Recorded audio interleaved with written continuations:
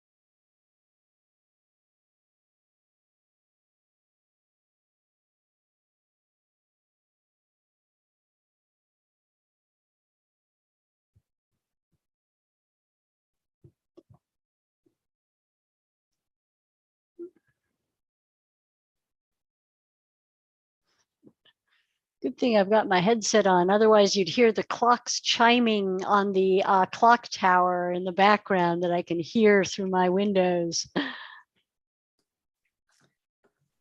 All right, well, welcome everyone to this Let's Learn live session, part of the TESOL 2022 Electronic Village, brought to you by the Computer Assisted Language Learning Interest section. I am very excited to have with us today Deborah Healy, who is one of the past presidents of TESOL International Association and one of the team members that will be bringing you the conference next year, the convention next year in Portland. So welcome, Deborah. Today, she is going to be talking to us about creating digital stories with PowerPoint and Creative Commons media.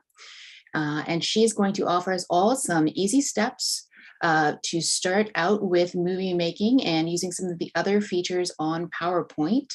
And she's also going to walk us through some of the features of the freely usable Creative Commons labeled media that will definitely add a spark to presentations while also respecting ownership without copyright infringement. So welcome, Deborah. Thank you. Let me share my screen. Let's see if I, thank you. Okay, what happened? Oh, there. Okay, my Zoom just moved over when you left. All right, I got it. I'm here. Okay, come on, share. All right, soon, if not just now, you should be seeing my PowerPoint. I hope that you are, because I'm going to be talking about creating digital stories with PowerPoint and Creative Commons, because so many of us would like to learn more about our learners, and digital stories are a great tool to use in order to get there with them, to learn about them, and to build their digital literacy skills. You can see here the link to the site that has a lot more resources. I'll show it again at the end with a QR code. So let me move on to my next next piece. I'm going to put this into 5 pieces. I'm going to talk about digital storytelling elements in phase 1 and phase 2, content and media, which will be the large portion of this. A little bit about phase 3 and how to create a digital story. Phase 4, how to record the show. And this is where I'll show you how to do it with PowerPoint. And phase 5, how to save and share your video. Phase 1 is the 10 elements of educational digital storytelling coming from the University of Houston.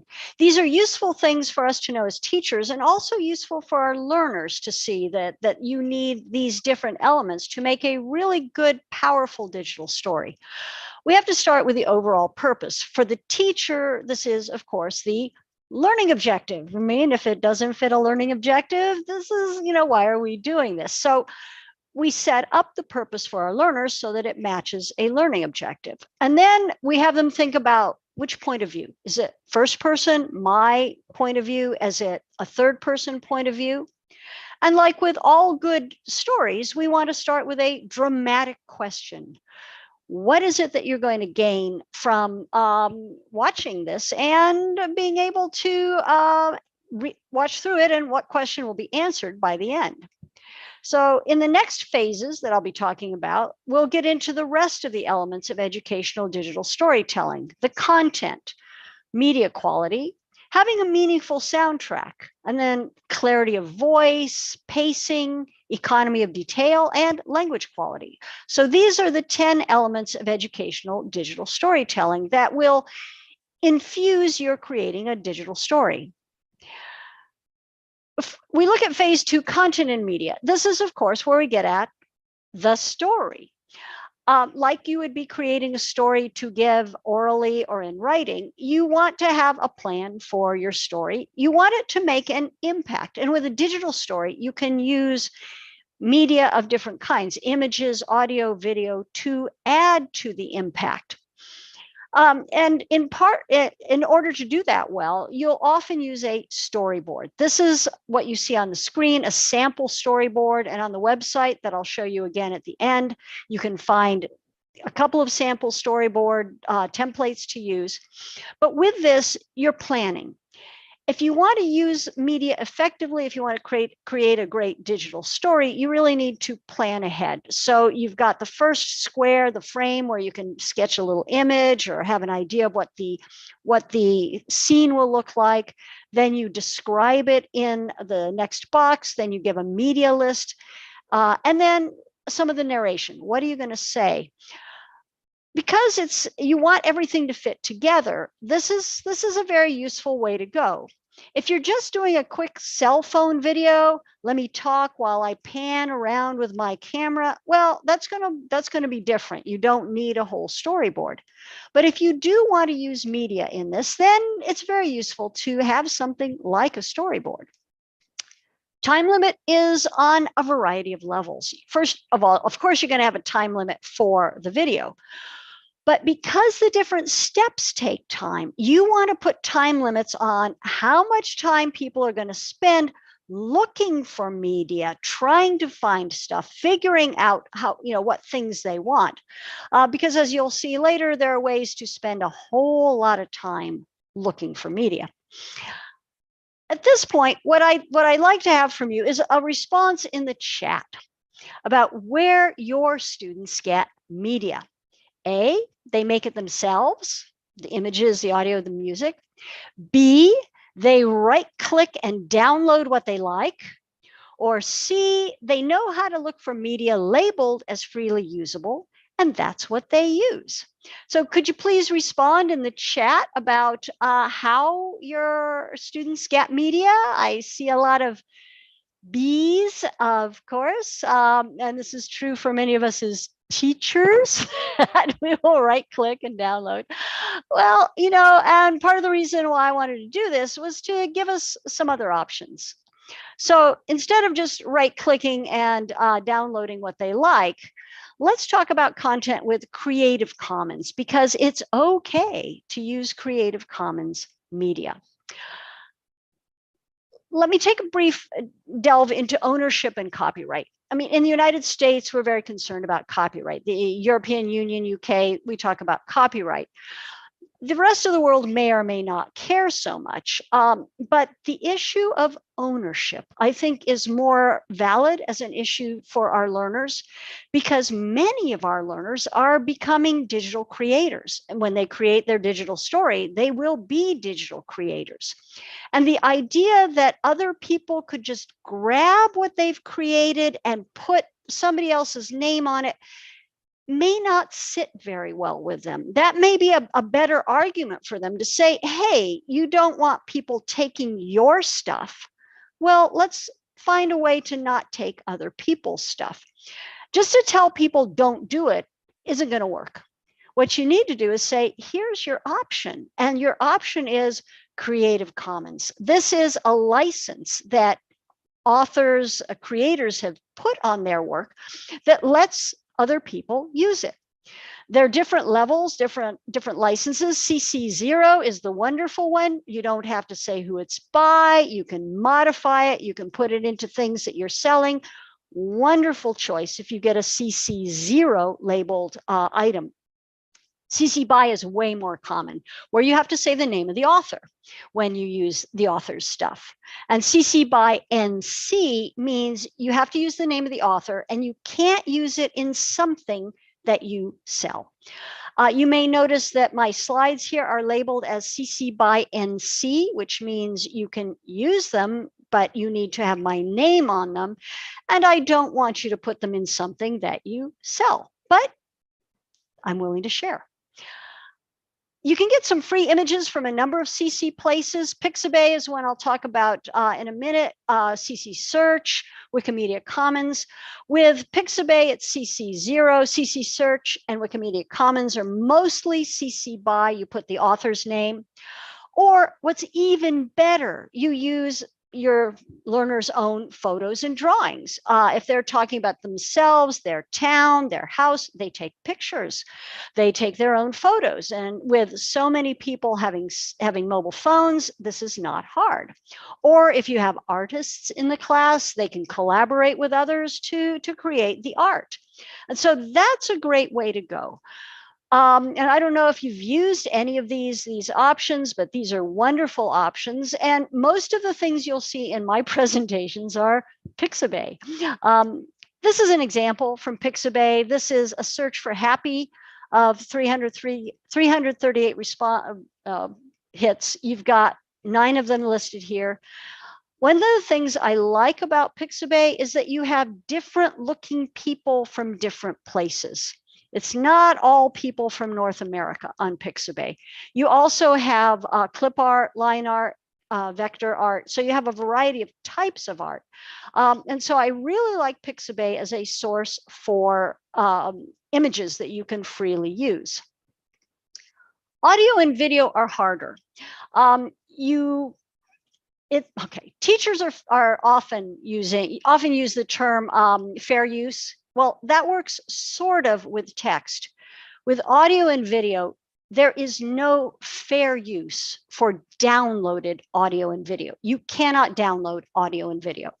You can link to it, but you can't download it in most audio and video unless it comes from a CC labeled or a freely usable labeled site like Free Music Archive or dig.ccmixer.org. Those are music.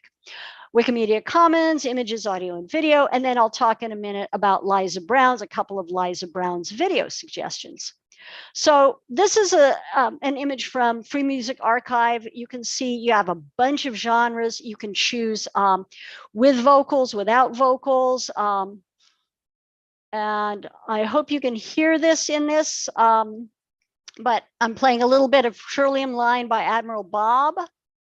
Or even better, you create your own. GarageBand and Music Maker Jam are both iOS apps. Songmaker on Chrome or Chrome Experiments is wonderful. But this is where the time limit comes in, because you could spend hours playing with Songmaker. Not that I've spent hours playing with Songmaker, but I have. So you want to make sure you put a time limit on this. And if you have students who make music, have them work with other students. It's great collaboration, and they have that ownership and pride when they can share what they do with other learners. Some sources of video. This is a couple of things from Liza Brown's best websites for downloading free public domain footage. Moving Image Archive is mostly historical.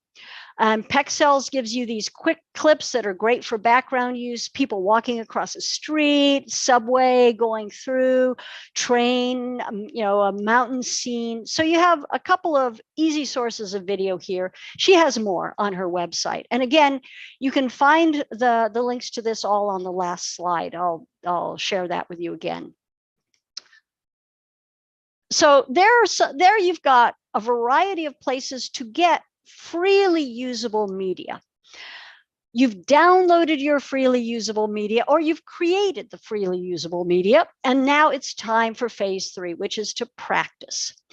Our learners don't like the idea that they have to do it again, but the reality for video production is you're going to do it again. The beauty of practice is that with practice, you get a number of these other elements for a digital story, which are focus. You can make sure you're really going laser-like to answer that dramatic question that you started with. You get your pacing right, so you're not too fast, not too slow. You practice language, and having peer commenting is a great way to go with this, because they're showing each other what they're planning to do, and they're going to redo it. It's going to be wonderful practice because they are repeating and practicing again, because multiple practice means it's going to go way more smoothly and just be better, and their language will get better as they practice. Now we're into the recording part of this. You can watch some how-to videos to see how to do any of this. PowerPoint is really easy, and that's why I'm talking about PowerPoint today, because it's actually very easy to create a movie from PowerPoint. You can do something similar with Google Slides, but you need to screencast if you want narration in your Google Slides. I'm assuming that over time, you'll get all of these features in Google Slides, but right now it's not there. And you're going to want to edit and repeat. Okay, now I'm going to show you a sample. I'm going to stop sharing this so that I can open up my next piece to share with you. And let me go to my YouTube, and you can find this on, oops, hang on. I don't want to start that yet. Now I'm ready to go back to Zoom and share my screen. Let me make sure we share sound. Okay. And let's go for creating a video. I did this piece as a video because I'm here in Pittsburgh in a hotel room. My house doesn't look quite like this, but and because I'm on a older Windows laptop, I'm using PowerPoint 2016. It doesn't have the ability to show the webcam with it. But if you use Windows 365, a later version of PowerPoint, you can have a webcam element to this. So that's why I'm going to show you this this way. And by the way, this is my garden. So if you wanted your learners to talk about hobbies, it's a wonderful hobby to talk about. Also a plug at the very end, you'll find a link to the resource list, and there you can find some templates for creating this kind of quick and easy PowerPoint. So let's get started. Please let me know if the audio is not working.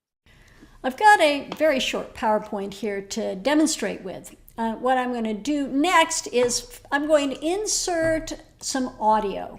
I've got a file ready. I'm going to insert this one. And it doesn't really matter where you put it, because as you'll see later, we're going to hide it so that it's not visible. Now I can see audio format and playback up here. Let me click on playback. I want it to play across slides, and I'm going to have it start automatically.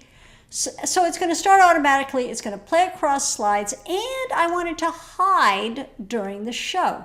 This way, you're not going to see this little image when you're showing the show. Now we can go back to slideshow, and now we are ready to record our slideshow. You see a very different looking screen now. You can see the highlighters at the bottom. You see a record button at the top. You can turn on or off the camera and the mic. Right now the camera is on, which is why my little picture is on at the bottom. Let's get started. All right, so here is my first slide. I can click to move on. You see the transition. You see another transition and some animations. One thing to watch is to be sure that you don't talk during the transition, because it's only recording when you're on a specific slide. That's it. We're done. We can click stop to stop it, or click end show, because when the show ends, the recording ends. now we've done our recording. You can see there's the picture at the bottom. If I decide I want to move that, I can. It moves slide by slide. If we go to the next one, I decide, well, I'd really just have this much smaller. I can make it really tiny so it's hardly noticeable. This one's okay. This one, maybe I again want to be tiny. And I'll make it small again. So now I have something that has some pictures of me and some not. And it's entirely up to you what you choose. If I want to see what it's going to look like, I can now click play from start. All right, so here's my first slide. I can click to move on, position. We've looked at the recording, it looks okay. Now it's time to export it and as a movie so that we can actually have an MP4. We go to File, we're going to choose Export, and then not a PDF, but let's call it an MP4. Okay, in this case, I've added recording. You can choose the presentation quality, internet quality, low quality. Let's keep it fairly high. We want to use recorded timings and narrations. This is important to have, otherwise the work we just did is not going to stay with it. And let's choose export. And there we are. Now we wait a few moments for it to actually export, and then we can take a look. Okay, we've got our MP4. I'm not going to play it again, but you can try it yourself. See how it works for you. It's actually simpler than you think. Good luck. Okay, so that was that. Let me make sure I don't have this go. Let's cancel. As I've had way too often that, let me stop share here and go back to my PowerPoint. Let's start the share on the PowerPoint again. Okay.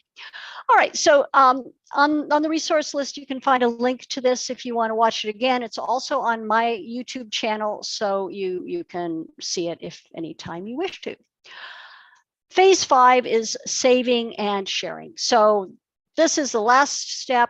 It's fairly straightforward. You can upload it to YouTube, put it on Vimeo, put it in your blog. The thing to remember here is that you want to watch for privacy settings. You have to be very careful if you have young learners who are showing themselves in their video. There you want to make it as private as possible. The beauty of a digital story is that it can be shared. So you really want it to be shared, but you got to let people know to be careful about how they share it. And if it goes completely public, this is sort of a level of sharing that you may or may not want. If it's unlisted on YouTube, it's a little better. If it's within a learning management system, it's extremely private and it's not really broadly shared. So you got to balance those. Okay, and now finally, my last slide here. What do you think? Is this something you'd like to try? What could your learners gain from doing this? Please share in the chat what you think about this very short and quick presentation. And thank you. Do feel free to contact me. This is my email, and this is the QR code and the website that has a whole bunch more resources and tips on it. So feel free to email me or go ahead and go to my my site and get this. So if you've used this, that's great. I think your learners, if you haven't used this and you have PowerPoint, it really is easy. As you can see, it took me about 3 minutes to explain how to do it in PowerPoint. So how to do that little explanation of turning your PowerPoint into a movie. So I hope that this has been useful to you. If you have questions, then feel free to ask the questions that you have. I normally do this as like an hour to hour and a half presentation to talk about digital storytelling. So it's been very fun trying to do a little snippet of digital storytelling in 20 minutes. So I hope it's been useful for you. Any questions?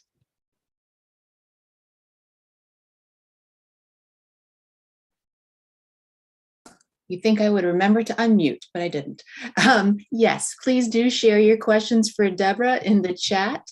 And also, if you'd like to turn your mic on, please just raise your hand and we can do that as well. We've got lots of positive feedback coming in through the chat, Deborah, saying that people are excited to use it with students and also to create some materials for classes as well. So I think you've inspired some ideas in our audience. I'm going to stop sharing so that we can see more people. I'm hoping that everybody's had a chance to get the site or the QR code, and that way we can, have us come up a little more easily. PowerPoint 2013. Okay, let me talk a little bit about that. With earlier versions of PowerPoint, it works much the same way, except for the webcam, so that you can do everything that you could do here, except have a webcam part of it. So it's not going to have your picture in it. It actually is, most of the time, you don't necessarily want your picture in it. You're going to do the digital story with the focus on what you're talking about, not on you. So I just wanted to be able to show you what that possibility was. But 2013 is very fine if you just want to create a digital story and export it as an MP4, earlier versions of PowerPoint. And it's very true, as Monica says, they'll want to get better. They'll want to rehearse. They will want to practice more. And this is perfect. It's exactly what we want them to do, because telling them, oh, do it twice, do it. I mean, how many of your learners, when you say you should practice and do your presentation twice before you do it in class? At least my students never did. But when it's going to go out to the world, it's going to be maybe on YouTube. You want to practice. You want to get it perfect. And so it's like taking the teacher out as the taskmaster and making that an internal, ooh, I want this to look good, and not the teachers telling me. Because again, if you have an external audience, PowerPoint versus Google Meets, I think it's really a question of how much media you want to integrate and how familiar you are with integrating media in different ways. I like PowerPoint because you can plan it ahead. You can add the pieces that you want. You can do all of that and then record using PowerPoint. And then recording in Google Meets also works. You can use PowerPoint and record in Zoom. That also works. So you can certainly do it that way too. In that case, if you're going to use one of these other tools to record, then you can certainly do a Google Slides or anything else to record. The advantage of PowerPoint is that you've got like one little package, and you don't have to be online to use PowerPoint for most people. You have a thing that you can do on your desktop or on your tablet. To cut and edit a video, no, you can't use PowerPoint to cut and edit a video, but there are many other tools out there. Microsoft Movie, Apple's iMovie lets you edit your video if you want. To me, it's better to tell learners that it really needs to be perfect, so then they practice it again, but I'm not a nice person. I make them do it over. Yeah. But that's basically it. All right. Well, thank you so much, Deborah. I think a lot of times people tend to overlook that feature within PowerPoint. It is very straightforward and easy to use and accessible, as you said, offline, which is a benefit for creation compared to some of the other editing and video creation tools I know that I've used as well. Mm-hmm. And also, thank you for bringing up the bigger picture concepts of ownership and Creative Commons and finding images and other multimedia items that can be used freely and with attribution when required, giving that credit to the creators that our students and we as teachers are bringing into the things that we are building and creating. And digital stories. I know personally that when I created one before doing them with students, it ended up being a lot more meaningful and deeper kind of meta experience than I expected. So your students might be skeptical about the idea, but I bet that they will end up taking more away from it than they ever could have imagined. So thank you, Deborah. Thank you. And on my website, you see a link to Story Center that has some beautiful videos that are done, many of them by English language learners. So that might be a nice way to start with your learners. And I don't want to go over my time here, so. All right. Excellent.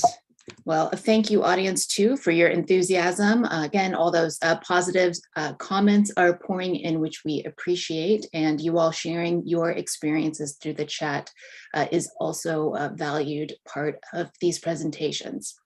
So we are going to wrap up this session now. As you can see, there's some information being shared on the screen about how you can connect with TESOL's Call Interest section, the Computer Assisted Language Learning Interest section, including our YouTube site. And Deborah's presentation and many of our sessions throughout this year's Electronic Village are already available on the YouTube channel and will be added each day of the convention. So I encourage you to subscribe and to revisit that site as a great repository of EdTech professional development resources. All right, so let me get set up and transitioned here for our next presenter. Thank you again, Deborah. We appreciate your time and your being here. Bye-bye. Okay, Hannah, just look at my website. You can find links to find instrumental free from copyright. Great, thank you. All right, and for those of you who are just joining us for the next presentation, or those of you who may have stayed from the previous, this is Let's Learn Live, part of the Electronic Village here at TESOL 2022. And we are excited for our next presentation. Looks like she is set up, logged in, and has her camera on, so I will introduce her and we will dive right in. Up next, we have Peggy Simonson, and she is going to be talking to us about digitally annotating text to foster reading, writing connections, and collaboration. She's going to be demonstrating some specific tools, including Hypothesis, to annotate text in a shared cloud-based digital format to foster reader response, reading and writing as reciprocal processes, analysis of text, and virtual collaboration for reading. And she is going to be walking us through a lot of the possibilities of these tools and looking for your inputs along the way, audience. So we hope to hear from you as well. Welcome, Peggy. Hi, how are you? Doing great, thank you. Awesome. Can everybody see my screen? Perfect. Okay, hi, I'm glad to be here. I think I'm the last presentation. I love that this is being recorded on YouTube. And so this is digitally annotating text to foster reading, writing connections, and collaboration. I also have the chat up on a second screen. And if you look in the chat, maybe scroll up a tiny bit, you can see the slides. I have a couple QR codes, so have your phones handy. And if you are already, if you already have an account on Hypothesis, then go ahead and log in and you can annotate with us along the way. We'll do a couple of demos. And I have a quick poll at the beginning. So again, I love text annotation on the web because it gets us into paperless classrooms. There's just a ton of reasons to do it.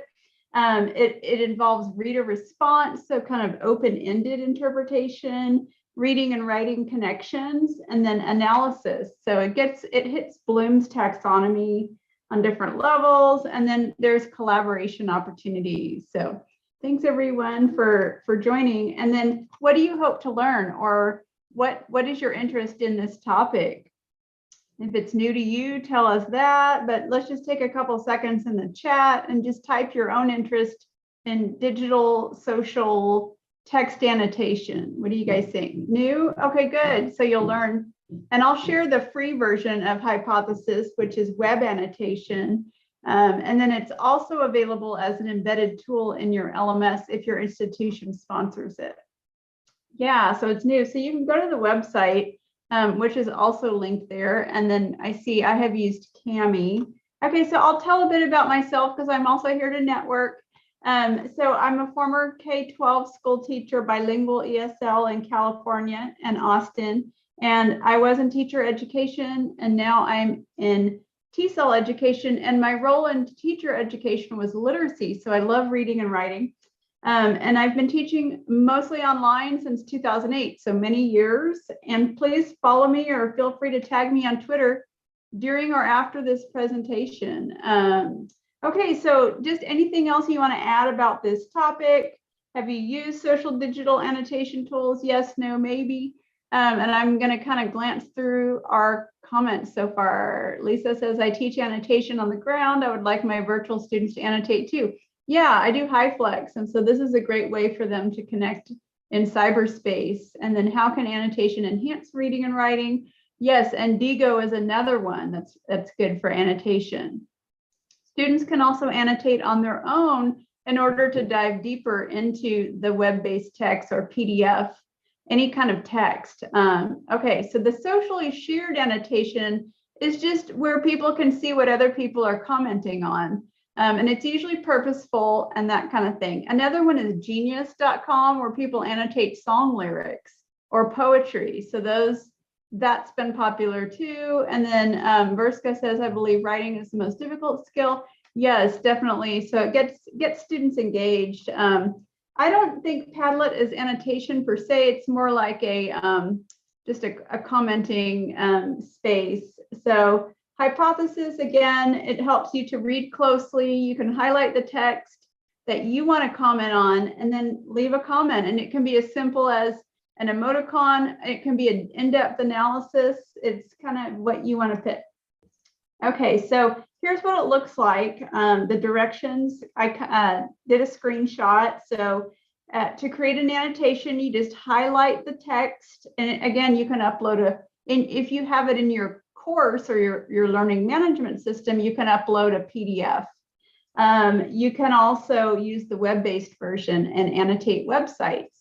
And you can choose if you want your comments to be public or not. So to create an annotation, highlight the text you want to comment on and click the quote button. Some Kindles and e-readers, they also have this feature where you can annotate. Has anyone done that? Where you can annotate on an ebook. So it's a lot similar to that.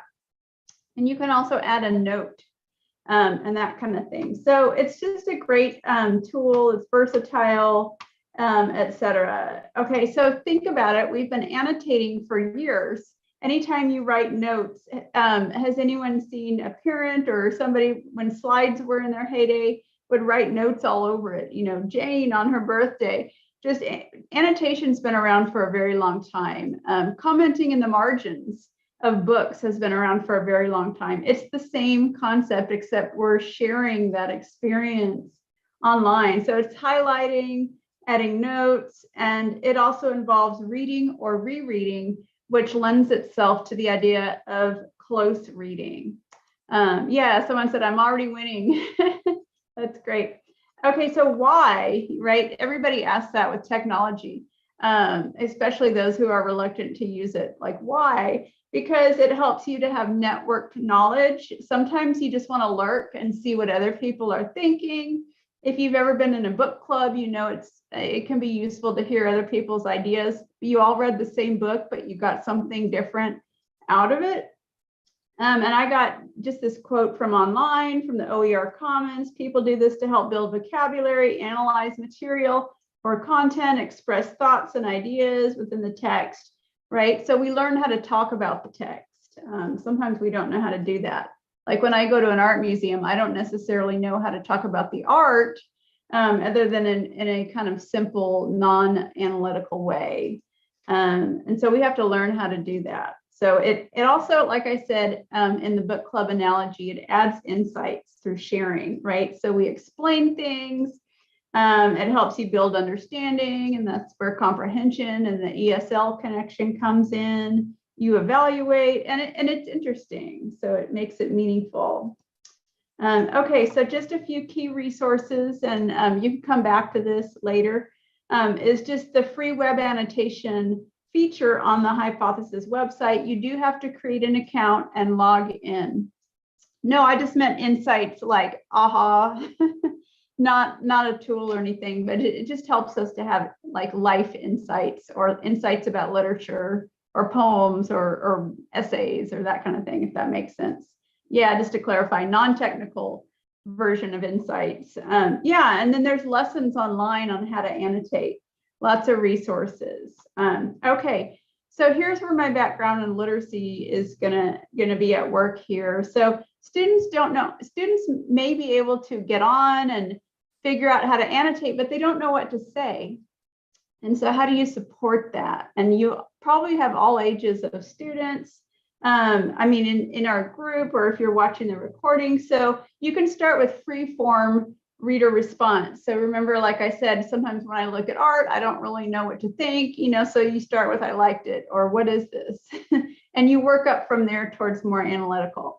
And so starting with the short and easy, and as with any scaffolding, working towards more complex annotations, and modeling. So model it, share your annotation, go first, my turn and then your turn, and then students will learn from each other.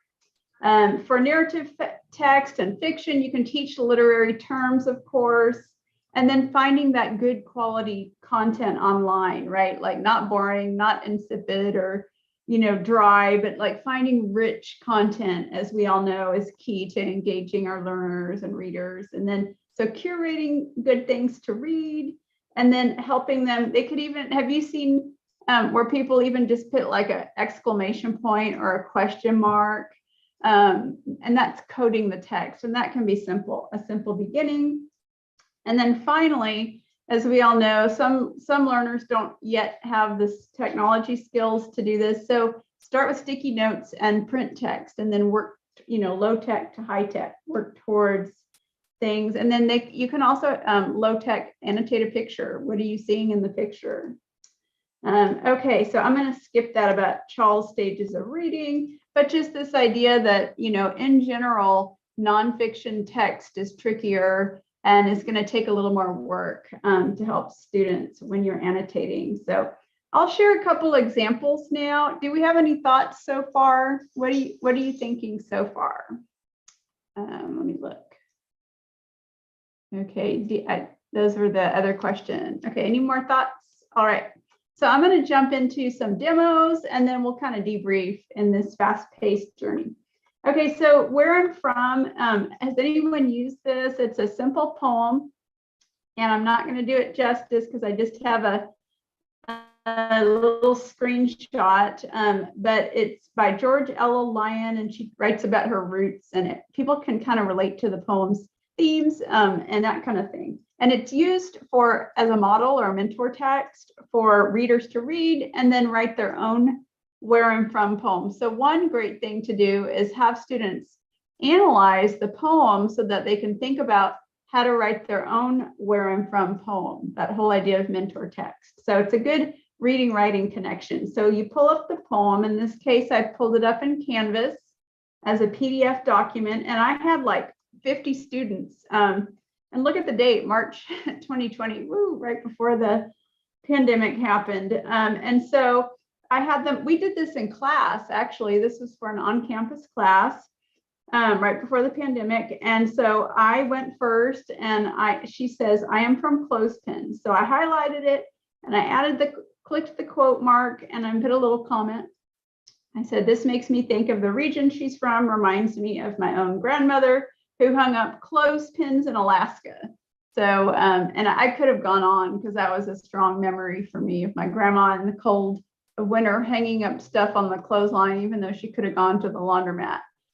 Yeah, so it can be personal connections, it can be analysis. So like you can see one of the comments below that is a little deeper. It gets into the text itself, right? So readers can read within the text, or they can read beyond the text. And my annotation was beyond the text, and the next person was within the text. And that's okay, because I think I had just introduced this to them. So it was a little more free form. And Amal says, annotation is a good way to enhance critical reading. Yeah, and Joanne has used this poem before too. It's kind of popular. Okay, so again, I just gave some simple directions, and I had them work in groups, because I just wasn't sure they all had the tech savvy you know, and that kind of thing. And I had a very large class and I didn't have time to run around and help people. So I said, you can do personal response, comment or question, literary analysis, observation of the author's writing. So, you know, the craft of writing, or comment about the poetry structure. Some people love, you know, how things are organized and that kind of thing. So then I had them, after they did their annotation or comment in the side, I had them read through other people's comments. And then I also encouraged them to listen to it to get those modalities in. And then I let them know we'll be using hypothesis. And then the pandemic happened. And I think I did end up, we continued to use it because we were on Canvas anyway. Okay, any thoughts? Okay, so here are the demos. This is just a screenshot. There's lots of text online. Poetry Foundation has good poems. And this is a web-based annotation. And these annotations that are here, they are already there, they're public. So it should pop up, yeah, because I'm still logged in as Peggy Simingson. And let me see if, yeah, my comment is here, and I just did a simple one. So we real cool, we left school, we lurk late, we strike straight. I remember when I read this poem for the first time, I always wondered why she put the we at the end. So I'm going to put that there. And so you can see it did a pop-up, which is convenient because you don't have to click over. Oops, I lost it. So let me go back. Okay, click in the box. I forgot what I said already. Why is the word we at the end of the sentence? So that's a structural question. Okay, and I'm not going to worry too much about spelling. Okay, and then I can preview it. I can, edit it a little bit, add a picture. That's too fancy for me. So I just hit post. And I can delete it. Like if I'm like, oh no, I don't like that, or I've grown in my analysis and then, you can delete it. So that is editing. And what I did is I just went to the hypothesis website, and you click on web.hypothesis. It's kind of a weird spelling. The dot is between the S and the I. And you just click paste a link and paste your link in there. And it sets it up for you so that you can do that. So if you want to join us on this, I think I have the link in here. So let me see. If you want to join us, you can try it yourself on that poem. I put the link in the chat. Okay, I'm going to move on to the next one just for time. So we did that one, a different genre. Let's see, let's go to the Omicron one. So this one is, again, not poetry. You might read it to them and they read it together, listen to it, however you have your learners learn. And then do the web annotation after modeling. So, different genres have different text demands of the reader. And then, so just modeling that and alerting them to things like captions. So I'm going to annotate the captions. So I had one here. I had highlighted it and then clicked the quote and said, performers wearing face masks. And this is my real response. They're even still wearing masks outdoors. COVID is still present, right? Because there's that debate, like, are we done yet? So I just put my honest annotation there. And then the great thing is someone can reply. So it's just like in Canvas, click the little arrow. I agree. I mean, I hate the I agree stuff, but it's okay. So again, when you're first starting out, a little more free form is good, and then ramp up the modeling, give them the language to analyze. So that kind of thing. So again, conceptually dense things, vocabulary. Are the annotations viewable only within your class group? So you can set up groups. That's a great thing. You can set up a group. So click new private group and you'll be able to set it up. They would need an account also. You cannot annotate anonymously. You have to have an account. So you can set up a new private group. I'm just doing public so you can see it. It's quick and easy. And if it's embedded in like Canvas, it's great because it's always there. So if, again, if you have access to it and a site license in your thing, then it's great.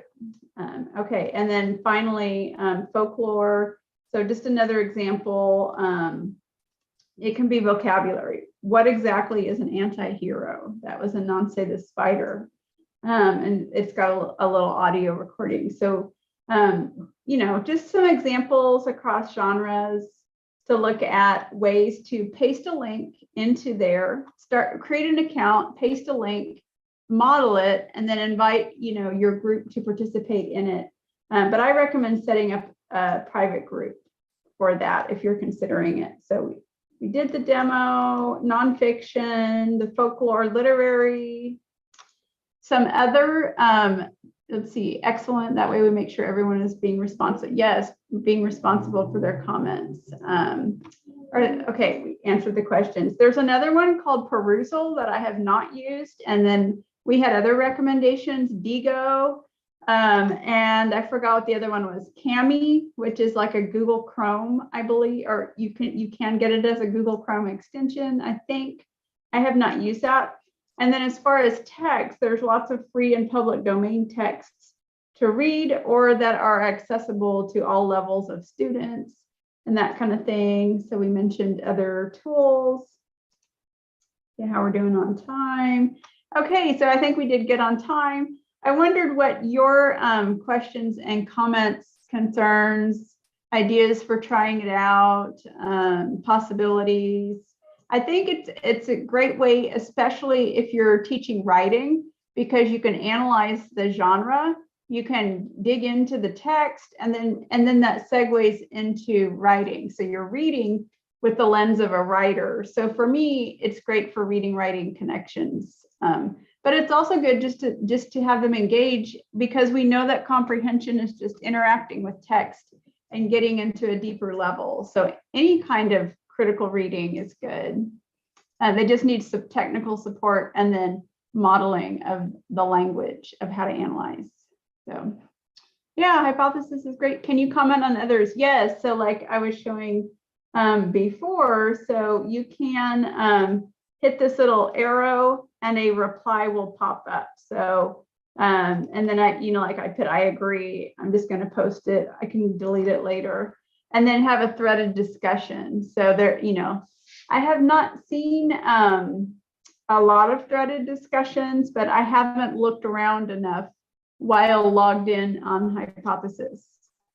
So definitely you can go in and annotate, and it's a great way for them to collaborate, be social, and that kind of thing. So I think that is all I had. Let me check my slides. Yeah, so any more questions? Comments?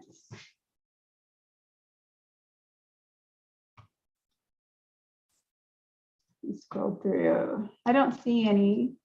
Oh, did you need to do any tool training to demonstrate the features? You mean like, did I have to get trained? I had a colleague that came about 2 years, it must have been before the pandemic, and he did a demo for us.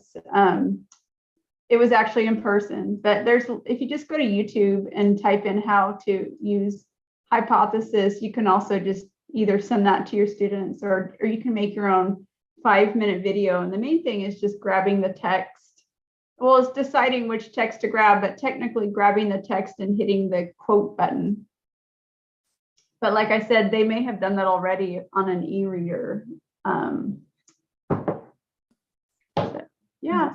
Thanks for bringing these features to our attention, Peggy. I'm still a little fuzzy on the public versus group aspect. So if I am using a text with my class, if it is a popular text within Hypothesis, is there a chance that there's a lot of public comments jumbled up and it'll be hard to parse which ones come from our students? There could be, but just in my, cursory look around with the public version, I haven't seen any totally overloaded ones. It just, I think it depends on the text and the link. Great, thank you. That's a good question. And I see a few more questions about gamifying. I think you could, if others have thoughts, could you think of a way to gamify this? Numbers of comments, quality of comment, MVP, most valuable player, you know, that kind of thing. I don't know of a way to quantify it, but if you can think of one, there's probably, you know, it's not as easy as like Kahoot or something, but yeah, or just setting their own goals. Yeah, I had an idea pop into my head, Nestor. Thanks for that question. You could almost use it as a quest within a text where you give students maybe a list of things that they need to locate in a text. So maybe they're reading it, they get to a certain point, and maybe they need to define whatever term you listed, and maybe they need to find something that that they need to offer an opinion on in relation to how the author uses some literary element. So you could almost like make it a task list that they need to accomplish with the annotations to explore the text or some of the things that you're thinking about in class. Yeah, I like that, like a checklist or that kind of thing. Yeah, and then I don't know about notifications for the public version. Let's see, someone said a quest. Yeah, that's great. And then hypothesis is text only for now. Last I checked. Yeah, intellectual scavenger hunt. But like I said, the genius.com and Poetry Genius are really popular, really popular. They've been around for, I don't know, 7, 8 more years. And you can, again, annotate song lyrics and also poetry. So the poetry one, obviously song lyrics are like poetry, but check out genius.com and Poetry Genius, because those are totally public, kind of open. It's similar, but I think they're interesting because people are real. Not that they're not real on Hypothesis, but usually Hypothesis is more for a class, whereas Genius and Poetry Genius are like for fun, although they can be used in a class. Excellent. Well, thanks for those extra details. The audience is sharing some thank yous in the chat, and I share that. Thank you very much, Peggy, for sharing this tool. This specifically was a new one for me, so I enjoyed getting to see it in action and getting my ideas spinning for how I might adopt or adapt it, and I bet our audience is feeling the same. Yeah, it's good to connect with everyone. I'm here in Texas, so thanks, y'all. All right. Well, if you have any more questions, we do still have a couple more minutes to leave the room open. And Peggy did share a link to her slides. Maybe, Peggy, if you wouldn't mind sharing that link one more time for those who might have joined a bit late. And thank you so much. As I mentioned, this session and all of the live sessions from this year's Electronic Village are available on YouTube and being added as we are conducting these sessions during the convention. And I will also add a link to the Electronic Village homepage.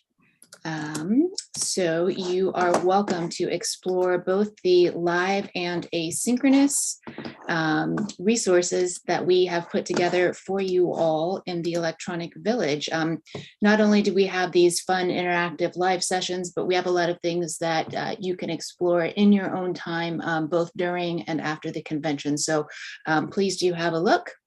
And as you can see, there are many ways to stay current on what the Computer Assisted Language Learning Interest section is doing and has to offer for you.